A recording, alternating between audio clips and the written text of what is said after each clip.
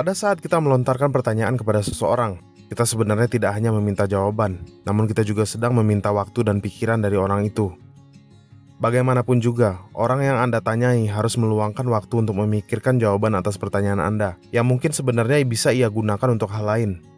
Oleh karena itu, pada saat kita bertanya, ada suatu nilai respek dan kesopanan yang sebaiknya kita jaga. Pertanyaan yang kita ajukan sebaiknya kita bahasakan dengan jelas, pada tempatnya dan tepat sasaran, agar kita tidak membuat orang membuang waktu dengan percuma. Kemajuan teknologi dan meluasnya akses informasi saat ini telah menggeser dinamika orang dalam mengajukan dan menjawab pertanyaan. Di satu sisi, kita semakin mudah mengajukan pertanyaan kepada orang lain.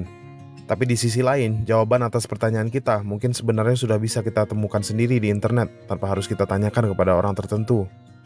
Disinilah kita harus sedikit berhati-hati agar tidak mengajukan pertanyaan malas, yaitu suatu pertanyaan yang seharusnya bisa kita cari sendiri jawabannya dan tidak perlu kita tanyakan kepada seseorang.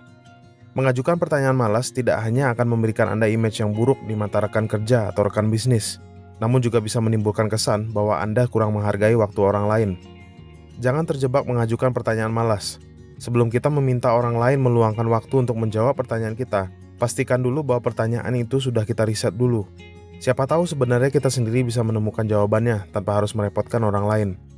Usaha kita untuk melakukan riset terlebih dahulu sebelum bertanya akan membentuk kemandirian di dalam mencari informasi, serta membuat orang lain lebih menghormati kita ketika kita benar-benar harus bertanya.